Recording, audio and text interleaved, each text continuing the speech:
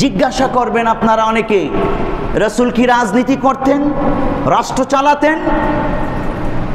উত্তর, নিঃসন্দেহে অবধারিতভাবেই রাসূল রাজনীতি করেছেন, রাষ্ট্র চালিয়েছেন।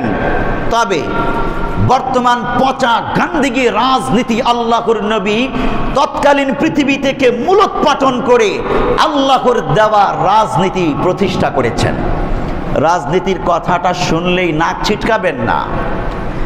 রাজনীতির দ্বারা যেটা আমরা বুঝি, কোনো কর্তৃত্বের চেয়ারে বসে জনগণের সেবা করা, এটার নামই রাজনীতি। এক কথায় কোনো কর্তৃত্বের আসনে বসে বা কোনো কর্তৃত্বের আসন পাওয়ার জন্যে জনগণের সেবা করা, এটাকে রাজনীতি বলা হয়। এখন জনগণের সেবা, রাষ্ট্রের সেবা করার জন্যে কোন নীতিমালাটা উৎকৃষ্ট, শ্রেষ্ঠ, আল্লাহ তাআলা পিয়ারা নবী সাল্লাল্লাহু আলাইহি ওয়াসাল্লামের মাধ্যমে যদি না দেখান, আমরা শিখব কোত্থেকে? এজন্য আল্লাহ তাআলা তার নবীর মাধ্যমে সেটা দেখিয়েছেন আমাদের জন্যে। তাহলে হাদিস শুনুন, সরাসরি রাজনীতি এই কথাটা হাদিসে আছে। সহিহ বুখারী হাদিস নম্বর 3455, মনে রাখবেন, সহিহ বুখারী হাদিস নম্বর 3455। এই হাদিসে প্যারা নবী বলছেন, কানাত বানু ইসরাঈল তাসুসুহুমুল আম্বিয়া কুল্লামা হালাকা নাবিয়্যুন খালাফাহু নাবিয়্যুন। কানাত বানু ইসরাঈল তাসুসুহুমুল আম্বিয়া, বনি ইসরাইলের মধ্যে তাসুসুহুম আল আম্বিয়া, রাজনীতি করতেন নবীগণ। তাসুস থেকে সিয়াসত, আপনারা বইগুলো আরবি উর্দু গ্রন্থগুলো দেখলেই পাবেন বা ডিকশনারি খুললেই পাবেন। সিয়াসত শব্দের অর্থই হলো রাজনীতি, রাষ্ট্রের নীতি, রাষ্ট্রের জনগণের সেবা করার নীতি, রাজনীতি। এটার আরবি শব্দ হলো সিয়াসত, যেটা আমরা উর্দুতেও ব্যবহার করা হয়। তাসুসুহুমুল আম্বিয়া, নবীগণ রাষ্ট্রের জনগণের সেবা করতেন। কুল্লামা হালাকা নাবিয়্যুন খালাফাহু নাবিয়্যুন, বনি ইসরাইলের একজন নবী ইন্তেকাল করলে আরেকজন নবীকে আল্লাহ পাঠাতেন, সে জনগণের, রাষ্ট্রের জনগণের সেবা করতেন। ওয়া ইন্নাহু লা নাবিয়্যা বাদি, কিন্তু আমার পর কোনো নবী নাই, আমাদের নবী বলছেন। কে তাহলে এই রাজনীতি করবে, জনগণের সেবা করবে, রাষ্ট্র সমাজ পরিচালনা কে করবে? উত্তর আল্লাহর নবী দিয়েছেন, ওয়াসায়াকুনু খুলাফাউ ফায়াকতুরুন, আমার পরে অনেক খলিফা হবে।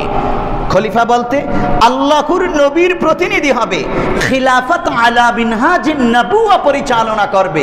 রাসূলুল্লাহ সাল্লাল্লাহু আলাইহি ওয়াসাল্লাম যেভাবে সমাজ রাষ্ট্র পরিচালনা করেছেন, বিচার পরিচালনা করেছেন, সব কিছু রাসূলের দেখানো রীতিতে পরিচালনা করার জন্য রাসূলের প্রতিনিধি বা খলিফা হবে।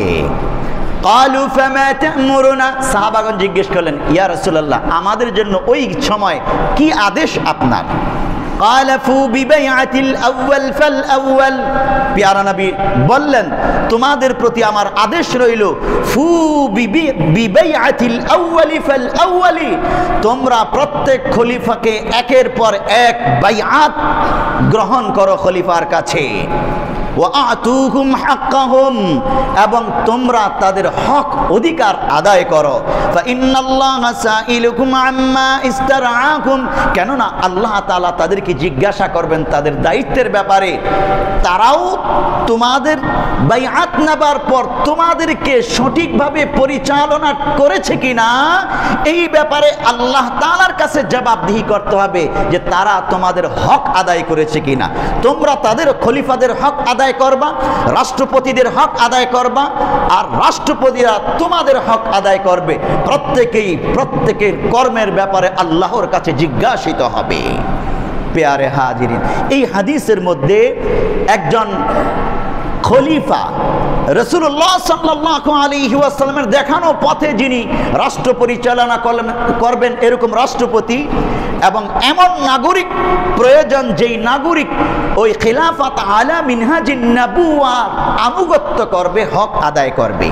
আর এই সম্মিলিত রাষ্ট্রপতি এবং নাগরিক তাদের সম্মিলিত কর্ম প্রচেষ্টায় যেই রাজ্য গড়ে উঠবে এটাকে ইসলামী রাজ্য বলবে, যেখানে অমুসলিম মুসলিম সমস্ত নাগরিক তার পরিপূর্ণ সম্মান অধিকার নিয়ে বেঁচে থাকবে। এটাকে বলা হয় তাসুসুহুমুল আম্বিয়া, নবীগণের রাজনীতি। আমরা সেই রাজনীতিকে সমর্থন করি যেটা নবীওয়ালা রাজনীতি, নবীদের রাজনীতি।